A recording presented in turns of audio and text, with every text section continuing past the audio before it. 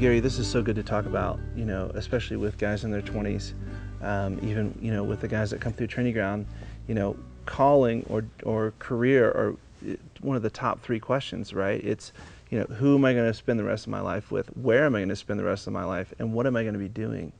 It's just such a wrestling match because there is so much pressure to kind of perform and, whether it's the corporate ladder or, internships, and this is kind of the process you get to kind of make all this money. And so it's good to even kind of talk about, even start the conversation, about this with guys in their 20s because most people aren't talking about it. Right. So. And the fact is, here I am, just recently turned 58, and I am still learning things about who I am. Mm-hmm. I mean, it happens frequently. Every couple of weeks, God shows me something else, and He hones and focuses my understanding of what I bring to this world. Right.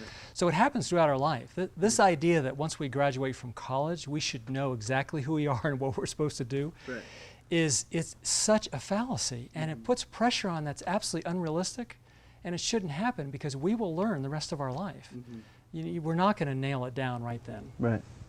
Can you put, even a little bit more color to kind of how someone finds their calling or what the process looks like, or just kind of a heads up of kind of how God reveals to someone their calling? Yeah, I think what's really important is that we all stay alert and oriented times 3.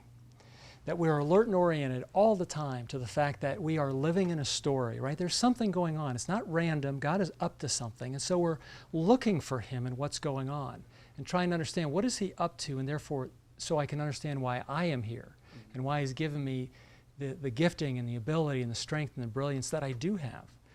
So we have to be alert and oriented to story and to God's story, but not just His, but our own. Because God is an architect, an engineer, an orchestrator of our life and circumstances, and He is honing and molding us through things that are going on. That's why He'll take us over to this work and over to this relationship and over to this program, because He's developing something in us. So we need to be alert and oriented to the fact that we live within a story and we have our own story, and God is up to something in that. So we look at that carefully. We also have to be alert and oriented to our desires. Philippians 2:13 says, "For it is God who is developing us both the desire and the ability to do what pleases Him." So when we ask the question, what's my calling, or what's God's will, or what does God want me to do in my life, we're really asking that verse. What is it that would please you? What type of life do you want me to live? And it says that He is putting in us the desire and the ability to do what pleases Him. So we have to look at our desires, to be very attached to that. So God doesn't waste anything. I mean, when you have those moments at work or wherever it is, and you think, I love this, I feel so much like I'm my real self right now, take note of that, right? God's speaking to you, and your heart is speaking to who you really are. You find those moments where you're bored and you feel so unfulfilled, your heart's speaking. Take note of that, because that's not who you are. He's saying something to you. So we always have to be very alert and oriented to our desires as well as our story. And the last is journey, alert and oriented to journey. And what I mean by that is we have to understand that God is developing us, right? As He reveals the desires of our heart, He has to give us the strength of heart to handle those desires well, because many people don't handle desires well. So we're on this journey of development. He's strengthening our heart. And so when we get in these situations and we think, why is this happening again? Does it have to be hard all the time? Well, you stop for a minute and you go, all right, God has me on a journey of giving me strength of heart. I bet you that's what He's up to in this. I bet you that's why this is hard, because He's strengthening my heart. He's training me. He's showing me I can handle this, and He's showing me how to handle it.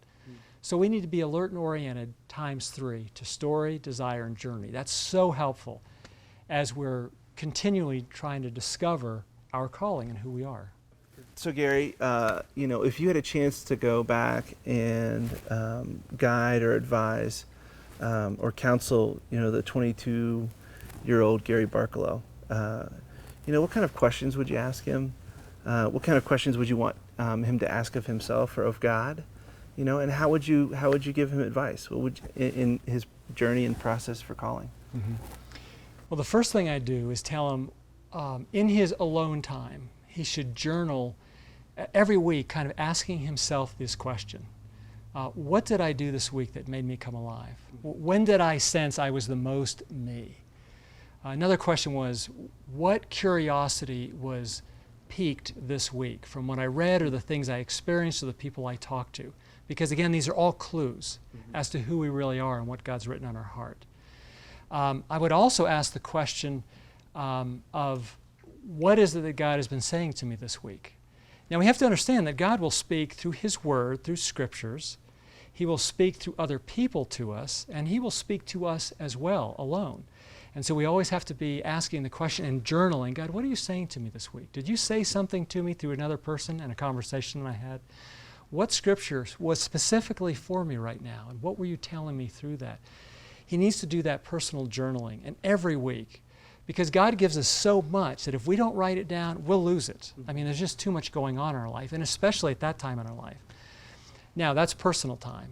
Now, he also needs to be asking some questions of others, and again, it's really important to be able to go to friends, your peers, and ask them, what do you see in me? Do you see something that you think is unique to me, who I really am? When do you see me come most alive? What is it that I do, I notice, I know, that isn't something you see or notice or know? That, in other words, it's unique to me. And your friends will have answers to the questions. That's very, very important to do that. But also to ask those kind of questions of someone older than you. So they can look back on your life and they can say, I know what you're asking, I know where you are, let me tell you what I see. It is so incredibly important to always be kind of collecting that data, that intel on yourself, because it will eventually be a number of dots that you can start connecting that will start to show you who you really are, your effect in the world, your calling.